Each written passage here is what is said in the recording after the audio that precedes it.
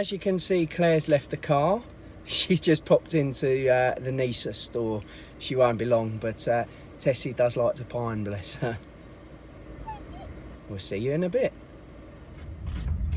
Right, here we are. Tessie likes to see where she's going and make sure Daddy's doing okay. My little co-driver. Off to Willen Lake we go.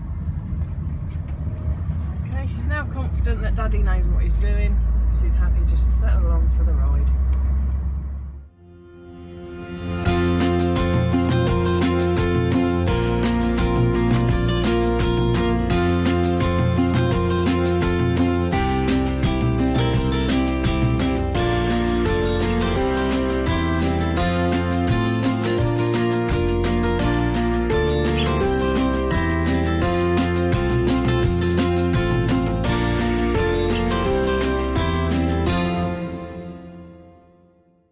So we have arrived at Willen Lake. I'm just going to go and pay for the parking. Fingers crossed they let you pay by phone, because just like the Queen, I don't tend to carry cash, and I've come out without any cash. But I think these days everywhere lets you pay by phone. So yeah, keep your fingers crossed for me. Looks like I'm in luck. Right, let's have a look how much we're going to have to pay. Probably be here for about 2 hours, so £1.50 for 2 hours. It's not too bad, to be fair. For a nice spot of lunch, I've decided to stay sitting in the cab as the puppy is down on the floor, and it means I can eat my lunch in peace, being as she is mad on cheese and I have a cheese roll.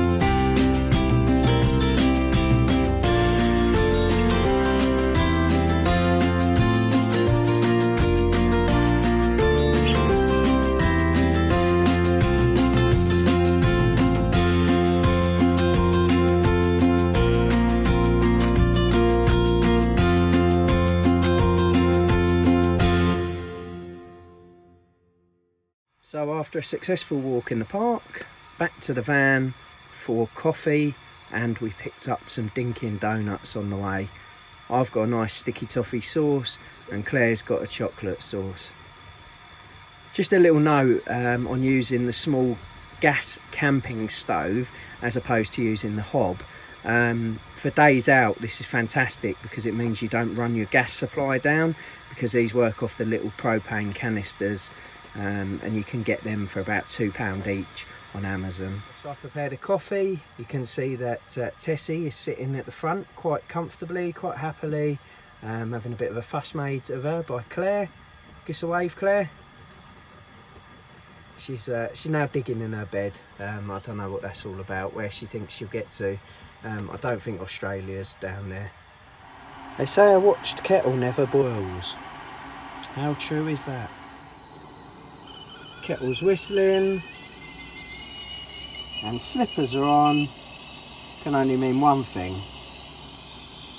coffee time. A walk by the lake and a run in the park has become too much for her, and she's out like a light.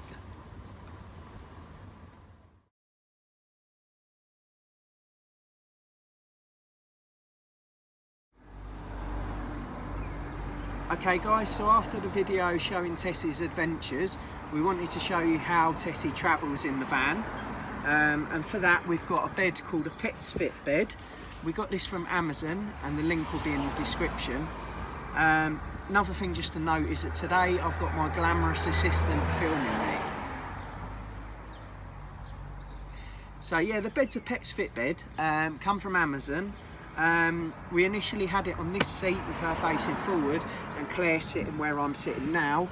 The issue with that was Tessie found that she was too far away from me and she likes to be sandwiched in between people.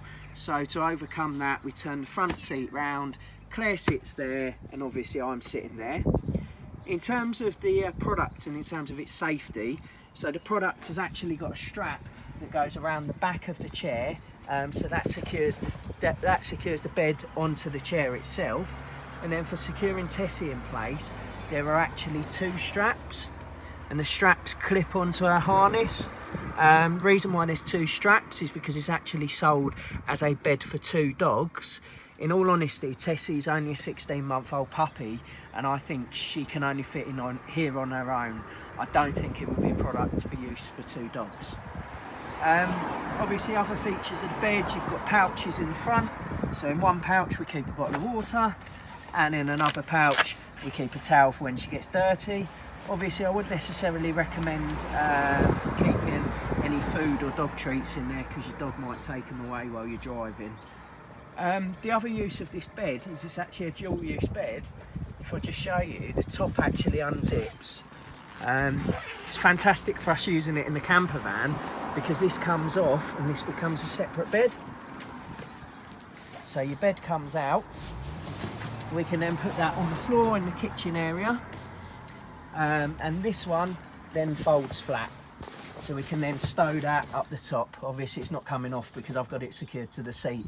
But yeah, that folds flat so we can put it up top. And yeah, basically that's how Tessie travels. The other thing to say as well, I don't think I mentioned it earlier, is these straps are actually adjustable, so you can adjust the length of it. So obviously that's very handy because what you don't want, especially sitting here, is you don't want a situation where Tessie can reach me whilst I'm driving. So these and the length of those, by shortening them, restricts that, so she doesn't interfere with the driving at all. Next thing I'm going to do is I'm just going to jump in the front. I'm just going to jump and show you obviously the view that I've got from the cab when we've got Tessie in there. So just to show you the view from the driver's seat, what we've done is we've taken the headrest off of the seat, and I've got a perfect view out of that side window and of that wing mirror, so nothing's obstructed. Obviously Tessie's back there, so yeah, in terms of the view, in terms of anything like that, I can still drive fine. The other thing to mention as well, so it was suggested to us, fantastic suggestion online on Facebook, I think it was, about switching the airbags off. So if you do some sort of configuration like this, if you do use a seat in the front, please make sure you switch off the airbags. In a VW T6, just on the inside of the passenger door, there's a little switch where you can put your key in, and if you turn your key, you can just turn it to the off position. Well, that's it for today, folks. Hope you enjoyed the video. And thank you for all of your support. We're so chuffed to have over 100 subscribers. We've got over 1,000 views now. Obviously, we just want the channel to grow. We want you guys to enjoy our adventures. So keep subscribing, keep commenting in the links below, and keep liking our content, because we couldn't be here without you guys supporting us. So thank you very much. And we'll see you in our next episode, where we will probably be putting up a gazebo.